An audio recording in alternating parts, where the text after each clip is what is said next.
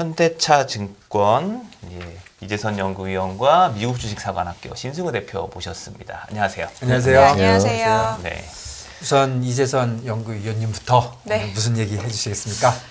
오늘 뭐 증시가 사실 FMC 회의 의사로 오늘 공개된 이유도 네. 분위기가 나쁘지 않은데 우리가 경험했던 소위 이제 조정장의 이제 가능성이 좀 점차 조금 옅어지고 있다. 그래서 증시의 방향성도 사실 크게 빠질 위험, 리스크가 조금 줄어들고 있다에 조금 저는 이제 점차 무게를 두고 네. 있는 상황이고요. 특히 이제 옵션 트레이더들이 이제 비관적인 시각을 조금 걷어들이고 있다는 점도 네. 저는 긍정적인 포인트라고 하나 볼 수가 있을 것 같아요. 이게 대표적인 지수가 스큐 인덱스라고 하는 지수인데 이게 스큐 인덱스가 상승을 하게 된다라고 하면은 증시 하락 우려에 이제 풋옵션에 베팅하는 이제 옵션 투자자들이 많다는 것을 의미를 하게 되는데 지금 뭐 연고점이 150포인트였는데 110포인트까지 이제 내려왔습니다. 이제 연저점 수준을 기록을 하고 있는 상황이기 때문에 사실 시장 참여자들도 그렇게까지 급락장에 대한 우려를 많이 가져가지 않고 있다라는 점이 좀 긍정적으로 해석할 수 있는 포인트 중에 하나인 것 그러니까 같고요. 스큐 인덱스라는 게 100보다 크면 좀 푸시 맞습니다. 콜보다 거래가 많이 많다. 되는 거죠. 네. 근데 그게 150까지 됐는데 110까지 내려왔다. 네, 연저점 수준이라서요. 뭐 아직까지는 조금 테일 리스크라든지 이런 부분이 있겠지만은 사실 이제 낮아지고 있다는 점에서 많이 내려온 거네요. 그러니까 네. 예를 들어서 이게 80이면은 콜이 더 많은 건데 아직도 푸시 많긴 하지만 네. 150이 110이면 많이 내려왔다. 맞습니다. 네. 그래서 과거 이제 저희가 이제 소위 경험했던 이제 급락장이랑 지금 상황이랑 뭐가 다를까 조금 의문이 들 수 있는 시점이라서 매크로 관점에서 한 몇 가지 포인트를 짚어봤는데 네. 결국에는 이제 고용과 소비가 점차 둔화가 되면서 연준의 기준금리 인상 경로가 더 이상 여기보다는 타이트해지지 않을 가능성을 좀 시장은 무게를 두고 있다라고 생각을 하고 있어요. 특히나마 이제 최근에 보면은 고용 시장의 수급 정상화가 이뤄지고 있는 점이 네. 좀 긍정적인 부분이라고 할 수가 있겠는데요. 뭐 뉴스에서도 최근에 많이 보시겠지만 그 빅테크 기업들의 감원 소식이 굉장히 많이 들리고 있는 상황입니다. 이게 빅테크 기업들이 사실 그 산업별로 쪼개보면은 코로나19 이후에 그 잉여 노동 수요를 가장 많이 일으켰던 산업군 중에 하나거든요. 근데 이 거품이 이제 점차 빠지기 시작을 했다는 거죠. 거기에 대해서 조금 긍정적인 포인트를 두는 것 같고요. 실제로 이제 구글 트렌드라고 해서 이제 검색량을 이제 나타내는 그 추이 그래프들이 있는데 이제 네. 구글 트렌드라고 구글에 검색해 보면 나옵니다. 네. 근데 거기서 이제 최근에 미국 같은 경우를 보면은 레이오프라고 하는 키워드 빈도수가 연초 이후에 가장 많이 증가를 했습니다. 코로나까지 시계열을 늘려보면은 코로나19 이후에도 가장 많이 증가를 했거든요. 근데 엄청 움직이는 것 같아요. 왜냐면 4월 달만 해도 여기 사람 모자란다고 뭐 난리 났었잖아요. 그러니까요. 근데 불과 6개월 만에. 그쵸, 예, 맞죠. 예. 예, 우리나라도 사실 최근에 뭐 고용에 대해서도 되게 좀 그렇게 좋은 시각은 보이지는 않고 있는데 미국은 조금 이제 더 한 것 같아요. 제가 봤을 근데 때. 위원님 제 질문은 하나가 있는 게 뭐냐면 IT 엄청 자르고 있잖아요. 네. IB 제가 아는 사람들도 미국에서 지금 뭐 엄청 무서워하고 있더라고요. 엄청 오. 줄인데요. 어. 그런데 그럼 IT하고 IB가 그래도 젊은 사람들이 되게 선호하는 직장인데 맞습니다. 선호 직장은 지금 네. 저렇게 찬바람이 불고 있는데 네. 전체적인 고용 지표 같은 거 보면 네. 아직도 뭐 타이트하다, 뭐 따끈따끈하다 이렇게 얘기하는데 그 괴리가 뭘까요? 이게 고용 지표가 후행적으로 반영되는 지표다 보니까 저희가 지금 소위 보고 있는 월간 고용 지표는 사실 조금 후행적으로 반영되는 얼마나요? 경향이 있어요. 한 달에서 두 달 정도 후행해서 반영을 하거든요. 근데 이제 한 10월 말 정도부터 이제 이렇게 이제 최근에 이제 그 움직임이 좀 변화되기 시작했다라고 네. 감안했을 때는 저희가 매월 초에 또 구인 공고 수라고 기업들이 구인 공고를 얼마나 내느냐가 이제 발표가 되는 네, 지표가 그렇죠. 있거든요. 네. 네, 그게 매월 초에 발표가 되는데 이것도 약간 설문조사 개념이라서 한 달 반, 뭐 아까 제가 말씀드린 두 달 길게는 약간 소요가 되는 경향이 있어요. 그렇게 제가 이제 생각을 하게 된다면 적어도 12월 달 고용 지표 내지는 그 구인 공고 지표에서는 조금 실적이란다. 그 뭐라 그러지? 고용 지표가 그렇죠. 조금 예전보다는 안 좋아질 가능성이 높다라고 생각이 들고 되고 있고 저희가 좀 더 빠르게 트래킹을 하려면은 주간 단위로 이제 실업수당 청구 건수가 네. 매주 나오잖아요. 네. 네. 근데 어제도 나왔습니다. 이제 올라갔죠. 오늘, 예, 올라갔다는 올라갔어요. 거는 네네. 실업자가 더 생겼다는 맞아요. 거죠. 예, 시장 예상치보다 이제 상회를 했거든요. 네. 최근까지만 하더라도 시장 예상치를 계속해서 하회를 해서 사실 시장이 해석하는 게 그 배드 이스 굿인데 네. 이게 너무 좋으니까 굿 이스 배드로 해석을 네. 하는 아, 거죠. 네네. 그래서 사실 금리 경로가 뭐 타이트해지고 그게 발표되면서 사실 금리 상방 압력이 이제 높아졌는데 뭐 최근에 오늘장 같은 경우는 FMC 의사록이 좀 결정적인 요인이 미치는 것 같지만 사실 그 전에 맞아요. 그 전에 움직였어요. 주간 실업 네네. 청구 네. 건수도 바로 사실 움직였어요. 예, 네. 맞아요. 증시 움직임에 조금 일조를 했다라고 보시면 될 것 같고요. 제 생각에는 사실 이제 경기가 사실 안 잡혔던 게 소득에 대한 부분인데 네. 이게 사실 구인 공고수가 줄어들면은 임금 상승률도 점차 둔화를 하게 될 것 같아요. 제 생각에는 예, 그럼요. 이미 네. 둔화를 하고 있지만요. 근데 이제 임금 상승률이 어느 정도 둔화가 된다라고 하면은 자기가 이제 쓸 수 있는 지출 범위가 굉장히 줄어들게 됩니다. 그러면은 뭘 쓸까냐고 봤을 때는 사실 잉여 부분의 소비를 많이 이제 줄이는 그 행태를 보이겠죠. 소비자들이. 그래서 아마 연준이 원하는 그림이 이제 점차 이제 나타나지 않을까라고 또 시장이 예상하고 그렇네요. 있고 그러면은 연준이 액션이 여기서 더 과감하게 뭐 허키시하게 이제 보일 거냐라는 가능성에 대해서도 좀 베팅의 강도를 약화시키는 것 같아요. 네. 네, 고용이 그 IT나 IB 정도 사실은 우리가 많이 보지만 그렇게 또 큰 부분은 아닌데 거기서 시작했던 것들이 아래쪽으로도 지금 뭐 스피로버 내려가고 있다 이렇게 보는 게 조금 더 맞는 것 같네요. 네, 맞습니다. 후행적으로 이제 소비라든지 고용이 반영되기 시작하고 사실 맨 마지막 단계가 고용입니다. 네. 그래서 아마 실업률도 점차 높아질 가능성이 높아요. 네. 알겠습니다. 네. 그리고 뭐 또 한 가지를 짚자면은 또 역설적으로 최근에 소비가 빠르게 식지는 않고 점진적으로 조금 식는 행태를 좀 보여주고 네. 있는데 이것도 시장이 좀 긍정적으로 해석을 하는 것 같아요. 이번 주 이제 저번 주부터 미국 기업들의 그 소매업체들의 그 실적이 지금 발표가 되고 있는데 네. 사실 이제 아직까지는 그 매출의 컨센서스라든지 가이던스 부분에 대해서는 상이합니다. 월마트라든지 이제 뭐 예를 들자면 베스트바이라든지 이런 업체들은 사실 주가가 선방을 실제로도 했고 컨센서스를 조금 상회하는 움직임을 보인 반면에 뭐 달러트리라든지 내지는 타겟이라든지 일부 업종들은 또 컨센서스를 하회하고 아직까지 그 가이던스에 대해서 불확실성을 조금 네. 드러냈었어요.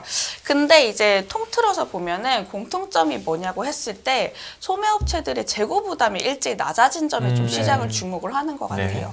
2분기를 정점으로 지금 3분기 실적, 이제 4분기 실적도 나올 텐데 이제 재고 부담이 YOY 기준으로는 기울기가 낮아지고 있는 상황이거든요. 사실 악성 재고가 가장 많았던 업체들 중에 하나라고 한다면 그 소비단에서 가장 전방 산업에 있는 그 소매 업체들이었습니다. 네. 그래서 이제 이 재고 부담에 있어서도 뭐 IT 기업들이나 이런 경기 민감 업종들이 주가가 못 갔던 이유도 후행적으로 재고가 쌓이는 거기 때문에 사실 이 재고를 어떻게 떨어내느냐가 약간 관전 포인트였는데 1차적으로 부담이 해소가 됐다는 거는 후행적으로 움직이는 나머지 이제 산업들에 대해서도 조금 1차적으로는 안심을 할 수 있는 여건이 마련이 됐다라고 생각이 들고 있고요. 그리고 베스트바이 실적이 조금 저는 선방을 했다는 게 좀 고무적이었다고 판단이 되는 게 베스트바이 같은 경우를 보자면은 월마트라든지 타겟은 생필품 업종이 많잖아요. 근데 베스트바이는 이제 한 45%가 전자기기, 가전제품. 네, 가전제품을 네. 많이 차지를 하고 네. 있기 때문에요.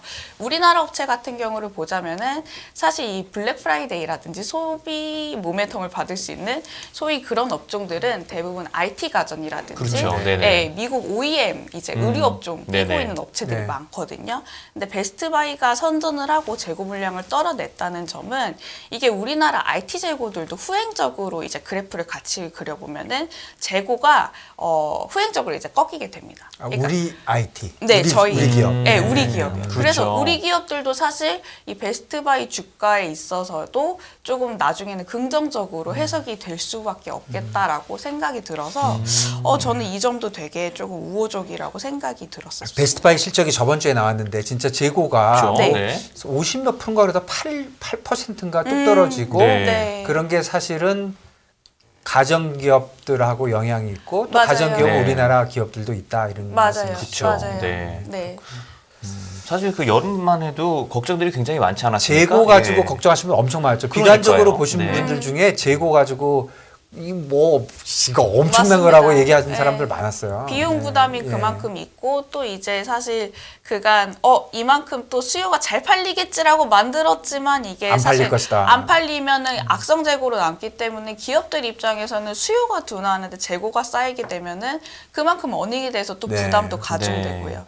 이게 약간 설상가상으로 안 좋은 시그널이긴 한데 이제 이 재고 사이클이라고 있는데 재고 사이클의 이제 마지막 국면이 이제 점차 나타나고 있다라고 저는 생각이 들어서 이 부분에 대해서도 조금 긍정적으로 평가를 해도 되지 않을까라고 생각을 하고 있습니다. 사실 이제 말씀하신 부분으로 저희가 생각을 해보면 결국 연준이 얘기했던 연착륙 가능하다라고 이랬던 게 어떻게 보면은 이게 허언은 아니었나라는 생각이 또 조금씩 들기도 한단 그쵸, 말이죠. 그쵸. 맞아요. 네. 의원님은 점진적으로 식는다. 이거 완전히 그 연준 의원의 코멘트죠. 네. 연준 네. 대변인으로서 제가 제 FMC 저기 12월 FMC 할 때 화상 연결 한번 드릴까 봐요. 네. 알겠습니다. 알겠습니다. 네. 예, 이런 부분 또 12월 FMC 과연 이제 연준 위원들도 말이 나왔으니까 말이지만 연준 위원들도 분명히 이런 부분들 살펴보고 있을 텐데요. 그렇죠. 예. 베스트바이가 그래도 가장 소비자와 가까이 있는 그렇죠. 그쪽이라서 그렇다. 맞아요. 그런 말씀이군요. 네. 자, 그러면 얘기를 좀 넘겨서 우리 그 신승우 대표님 네. 그 판매 금액의 원천 징수 PTP 네네네. 그 얘기 좀 어려운데 조금 해주시겠습니까? 네, 이게 PTP가 사실 이게 일단 Publicly Traded Partnership의 줄임말인데요. 네. 이게 MLP랑 합자회사가 이제 보면은 이게 무한 책임자가 있고 유한 책임자가 있는 둘이 네. 모여서 만든 합자회사를 이거의 지분을 거래할 수 있도록 되어 있는데 네. 문제는 이 MLP라는 회사는 법인세를 내질 않습니다. 네. 법인세를 안 내고 그 LP들, 그러니까 유한 책임자들은 투자금에 대해서만 책임을 지는데요. 네. 이 투자금에 대해서만 책임을 지는 사람들이 나중에 분배를 받은 다음에, 그러니까 배당은 아니에요. 주식회사는 아니니까 배당은 아닌데 네. 분배를 받은 다음에 그 분배금을 개인의 소득에 합산해가지고 세금을 걷는 식으로 되어 있습니다. 네. 세금을 걷긴 걷는 건데, 네. 근데 이게 문제는 원래는 그렇게 이제 하는 좋은 이제 제도였는데 문제는 그렇게 해놓고 보니까 너무 세금을 걷기가 어렵다는 거죠. 네. 그래가지고 원래는 진짜 엄청나게 많은 형태의 기업들이 이제 MLP로 이제 창립이 되었는데 네. 막 프로 농구팀 같은 것까지. 네. 근데 이제 그렇게 하다가 원래 취지는 우리가 그냥 개개인들의 이득을 좀 더 보장해 주려고 한 건데 이게 네. 사실상 탈세 수단으로 쓰이고 있지 않느냐 하는 것 때문에 좀 오래 전에 이제 미국에서 어떤 식으로 바꿨냐면은 그러면 우리가 원래 목적대로 좀 원래 목적에 그나마 부합하는 부동산이나 원자재 관련된 기업들을 좀 우선적으로 이런 걸로 지정해주고 나머지는 빼자 해가지고 매출의 90% 이상이 부동산이랑 원자재에서 나는 기업들을 대상으로 우선적으로 네. 이제 MLP 그 허가를만 그렇게 줬는데요. 그러니까 그 부동산과 원자재 기업들만 혜택을 준 거죠. 네네네. 이게 네. 혜택이라고 말해야지 잘 모르겠는데 일단 어쨌든 그렇게 할 수 있게 해준 그런 거죠. 형태. 예, 허가를 네. 해준 거죠. 예, 네. 그런 형태 할 수 있도록. 근데 이제 문제는 그렇게 해놓고 보니까 이게 그때는 문제가 없었는데 네. 이제 외국 사람들이 이제 그 회사에다 투자를 할 수 있게 되면서 ETF 형태로 네. 그럼 보면은 미국 국내에 있는 사람들은 소득세로 나중에 결과적으로 세금을 징수당하게 되는데 네. 외국 사람들은 징수당하는 게 없네? 라는 게 되는 겁니다. 네. 그래서 그렇게 보니까 근데 외국 사람들한테 대해서 너네가 이렇게 배당이나 그러니까 배당을 이제 분배를 받는 거에 대해서 너네 뭐 소득에 대해서 뭐 징수를 하겠다 이렇게 할 수는 없잖아요. 이게 나라가 다르니까 네. 그렇게 해가지고 뭐 소득세를 걷고 이럴 수는 없으니까 그러면 판매 금액의 10%를 징수하겠다 이렇게 되는 건데요. 수익 금액이 아니라 네, 판매 금액. 네, 이게 좀 중요한 게 네. 일단 수익 금액이 판매 금액의 10%라서 꽤 큽니다. 일단 사면은 마이너스 10%를 일단 찍히고 시작하는 거고요. 이거는 네. 그러면 국내 투자가들 다 문제 되겠네요. 네, 지금 그래서 이거 문제되는 상품들이 몇 개가 있는데 네. 일단 밀 선물 ETF, 그다음에 옥수수 선물 ETF, 네. 그다음에 이제 뭐 설탕수 케인 같은 거 네. 네, 그런 것들도 이제 원자재 지수를 추종하는 그런 ETF들이 다 대부분 걸리고요. 그래서 이제 당장 뭐 밀 같은 경우에 꽤 이제 한국에서 우크라이나 전쟁 이후에 관심이 높아져가지고 그러니까 직접 한 거 아니고 우리 그 투자가들 특히 개인 투자가들 입장에서 보면은 그거 관련된 ETF 산 사람들 10%그 ETF에 관련돼서 그 부분에서 10% 원전 징수 받는다는 거죠? 네, 그래서 이게 엄청난 거네요. 엄청난 겁니다. 네. 사실 굉장히 큰 거고 네, 이거는 알아야 되는 이슈인데 네. 일단 몇 가지를 알아두셔야 되는 게 첫 번째로 이게 내년 1월 1일부터 발족을 하는데요. 그럼 12월 달에 팔면 됩니까? 네, 맞습니다. 일단 네. 팔면은 10%를 원천 징수 당하지 않는데 네. 조금 주의하셔야 되는 거는 네. 이게 미국 증권사 기준으로 이제 그게 돼야 되기 때문에 네. 우리나라 기준에서 12월 27일 정도까지 파셔야 됩니다. 아, 그렇죠. 네. 하루 이틀 걸리니까. 네네. 그래서 그 딜레이 고려하셔가지고 좀 일찍 파셔야 되고 30일 네. 딱 붙여서 파시면은 네. 징수 당하실 겁니다. 네. 그래서 그거 아셔야 되고 근데 나중에 이제 결과적으로 다시 들어가더라도 그런 주식에 그래서 이제 10%를 원천 징수를 당했다고 하면은 그러면은 그거는 아마 한국에서 세액공제에 일단 원칙적으로는 해당이 되기는 될 텐데 이건 유권 해석을 좀 기다려봐야 됩니다. 그러니까 거기서 10% 원천 징수 당했으니 네네네. 내가 세금 냈으니까 나 나중에 소득에 대해서 빼달라 이렇게 주장하는 거잖아요. 네네네. 그럼 만만치 않을 것 같은데? 아, 그거는 네, 예, 그 일단 실제 세일즈에서 한 거고 이거는 소득이니까. 네, 근데 일단 실제 가능했던 케이스가 배당에서는 일단 존재는 하는데요. 예를 들어가지고 이스라엘에 있는 법인 같은 거에서 이제 배당을 받았는데 예. 그런 경우 이스라엘에서 일단 원천 징수를 한번 떼이고요, 배당을. 그리고 나서 한국에 배당이 들어오면은 또 그 남은 부분에 대해서 배당세를 떼이는데 그걸 소명해서 다시 받을 수는 있습니다. 근데 근데 이제 예를 들면 그 예에서 이스라엘에서 그 뗀 원천 징수는 이스라엘에서는 우리한테 돌려주는 건 아니잖아요. 네, 그쵸. 어떠한 경우에도 네네네. 한국 정부한테도 한국 투자가한테도 네네네. 제가 보기 어려울 것 같은데. 네, 이거 쉽진 네, 않습니다. 네, 소명하는 네. 것이 쉽진 않은데 네.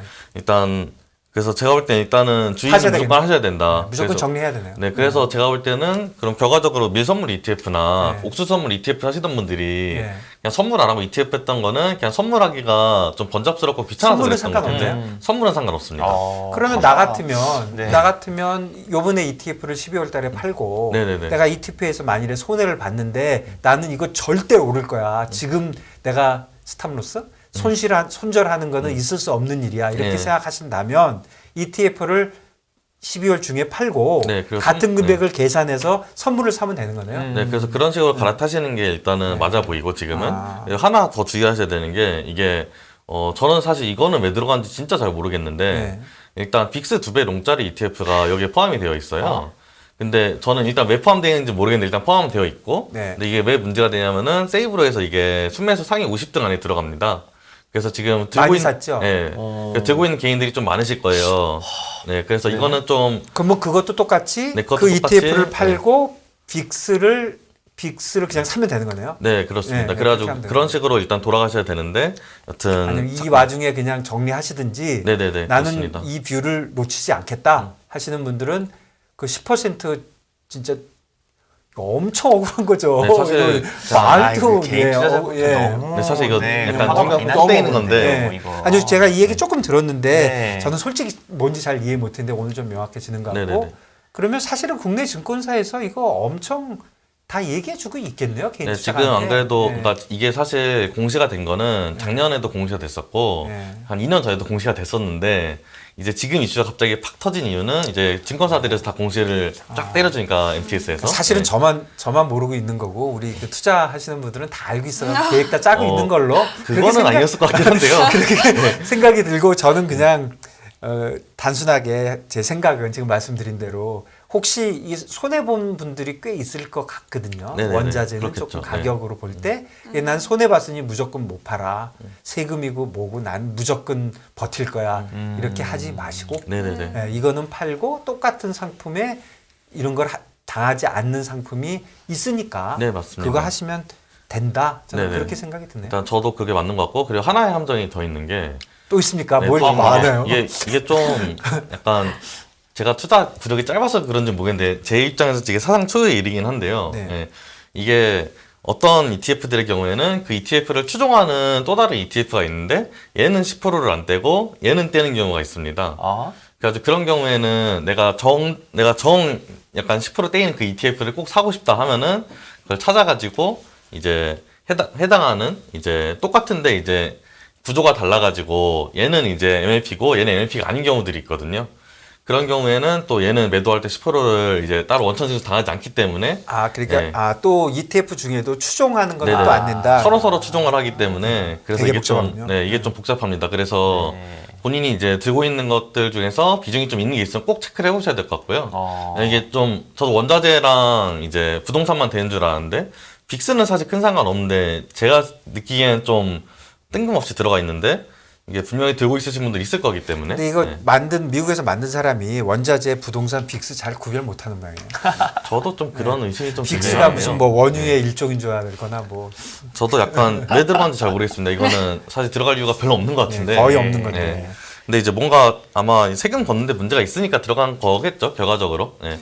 그래서 세금 그냥 떼서 정리를 거니까. 해보면 개인 투자가들이 이제 뭔가 이렇게 투자를 할 때 뭐 주식이 아니고 좀 복잡하고 헷갈리는 걸 할 때 사실은 큰 두 가지 초이스 중에 두 개가 선물과 ETF잖아요. 그렇죠. 근데 선물을 하면 딴뜻하긴 한데 무슨 뭐 마진을 쌓아라 뭐 계산이 15배를 해준다 그러니까 야 이거 위험한 거 아니야?